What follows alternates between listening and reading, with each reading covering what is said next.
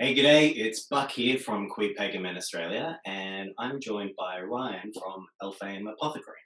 Hey everybody. So, Ryan, I've got you on here today to talk a little bit about your journey as a witch. So, you know, how did it all come about for you? I actually had absolutely no idea. Okay. It started probably about age sort of 13-ish. Hmm. It started off with, I've always had a passion for mixing things, so mixing herbs, cooking, things like that. So I remember getting in trouble from my mum from stealing all the herbs from the kitchen. And then she also found some spells and things that were hidden under my bed with the herbs. And then it just sort of spiraled from there. So I've been doing it for the last 13, or only 2 years. Let's not do too much math, okay? It's just a little bit over 15 years. Yeah, it's a good practice. Yeah. So I started off like everybody with Wicca. It was quite large back then, and it sort of went from Wicca through to Stregoria, so more sort of ancestral work, and then sort of went from ancestral work from there through to sort of Cornish witchcraft and more traditional witchcraft from there. Cool. So, well, a few questions, I guess, is when you were younger, making these spells, where do you feel they sort of came from for you? Were they sort of more channeled, or was it things that you sort of feel you were borrowed from popular culture, or what informed for you as a young age that, whether intuitive or where did you find it from? The very first spell that I did do was a love spell. Oh, wow. And I kind of substituted a lodestone, which I couldn't find anywhere at that time, especially being nice and young as well with no money. That was the very first spell I did. So that included apple seeds, roses, and I think even lavender. So mixing them up. I think I did go through an internet search phase where I would search a spell, and it kind of moved on to making my own. So I think it was just learning about the different bits and pieces you add into an incense or an infusion or whatever you're doing, and then just sort of going from experience with the herbs through to getting the result from the spell. Cool. And I get with your experience and experimenting with herbs, similar sort of a story there. For me, a lot of my personal journey was the experience of the herb itself, rather than having Cunningham's Book of or something. Does that still play a role for you? Where do you find your balance between sort of UPG versus lineage knowledge? I like everybody. I do have a Cunningham's book, and my book is nice and worn. But for sort of the past sort of 10-ish years, it has been more about the feel I get from the herb and the herb's own personality, and then using them and working with them. I think I started off with just mixing the bits and pieces together, and voila, I've got a spell.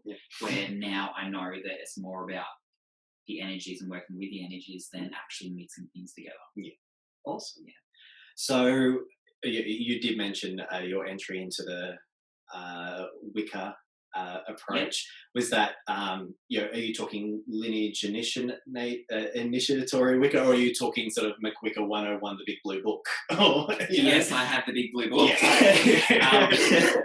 I was with Wicca for probably about 5-ish years. Trad Wicca, or no, just mostly eclectic. So practicing with a few friends from school.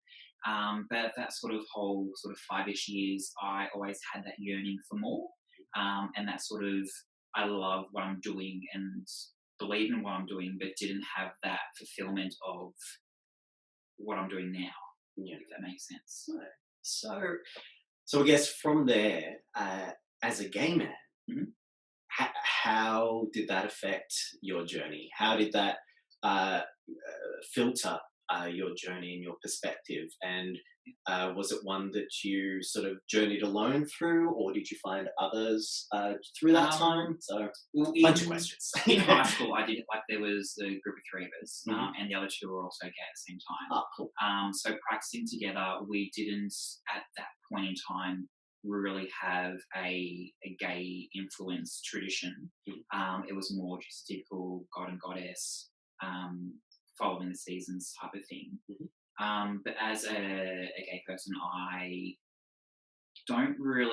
never had any issues from family coming out or anything like that, which is fantastic for me and not so great for other people. But I find that I don't think, because I haven't had an issue, I haven't needed to seek out specific traditions for men who love men. Yeah. If that makes Yeah, sense. yeah. Like I worship my ancestors now. I do have a tiny bit of god and goddess influence, but not a massive amount. And I find that works for me. Cool. So where, to put a label on what you do, or labels, where's what might they be, and is there an expression at all of your identity as a gay man as part of those, or is it not identity as a gay man, just identity as you? I just identify as myself. Yeah. Like I can be crazy, I can be a bit emotional sometimes, I can be moody, I can be sleepy, whatever. So we all the seven dwarfs. Yeah, absolutely. I'm I don't, with my practice, I find it's a little bit shamanic mixed with traditional witchcraft. And I in that sort of tradition, I don't really feel that I need to make it specifically for gay or queer sort of personalities. And yeah, awesome, cool. So you're owner of Elfame Apothecary, and this started in 2010. Can you tell us a little bit about what Elfame is and actually what it represents for you? Yeah, absolutely. So Elfame was started in 2010 on the night of Beltane. Me and my best friend Betsy, we were chanting and having a chat and laughing and eating afterwards, and the concept began there. So I have always wanted a witchy shop ever since I saw Charmed. Oh, sorry, not Charmed, I lie. The Craft. Yeah. Oh, yeah. We all wanted to yeah, I always wanted that shop. And then with my friend Betsy, we worked for a lifestyle brand that was environmentally friendly. So we had probably about 6 years worth of environmental sustainability pumped into it. Cool. And I just wanted to create a business that was uniquely environmentally friendly, but also had all of the witchy sort of supplies that you guys can find on the internet but can't actually find in Australia. So slowly but surely we're trying to etch it, bringing in as many things as possible, or creating as many things as possible. And yeah. Cool. And look, I definitely got to say that I love the collection of what you offer and the uniqueness of what you offer. I've personally been a customer of yours and do really appreciate the quality and also the ethical sourcing too. I think is really, really important, particularly in our area. I believe too often, because of the hype of New Age movement and so forth, we've got lots of crystals being ripped out of the earth and through rather dubious processes, as well as obviously what's happening with resins and herbs as well. So thank you so much for, personally, thank you for incorporating that element of environmentalism into it. Where do you see Elfame going? What's your vision or journey? I have my list. So I have a list of products that I want, which I am hitching at every single day in terms of sourcing. I would love to have a physical store, but I also want to do it right as well. So over the years, I've noticed that some stores open up, they're there for 6 months and then they close down. So I have done a hell of a lot of research into product, into other business areas as well. And I want to actually do it right. So I don't want to have to open up and close in 6 months. Yeah. I want to be fantastic from day one. And also, obviously, with online market is Yes. becoming a lot better and a lot Yeah. more accessible. So, with that, until you do have your physical store, whereabouts can people find you? So we have a Facebook page like every business. Yep. Otherwise, if you jump onto www.alfame.com.au, that's our new website that was launched a week and a half ago, I think. Yep. So everything's revamped. We've recently just gone through past 6 months of change of herd. So still certified organic, ethically harvested and ethically sourced, except the ones that we have now haven't been treated with radiation as they come into Australia. Wow. So a lot of them That's are really cool. fantastic. As chemical free as possible, Yeah. and voila. Wonderful. Yeah. Awesome.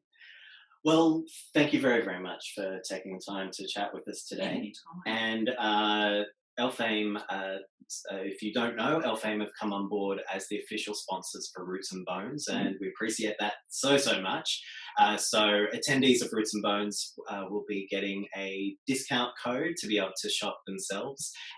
Also, there's a wonderful Lucky Door prize, which is being donated by Elfame, and we're working in conjunction for a Roots and Bones incense that will be exclusively gifted to those attending the event.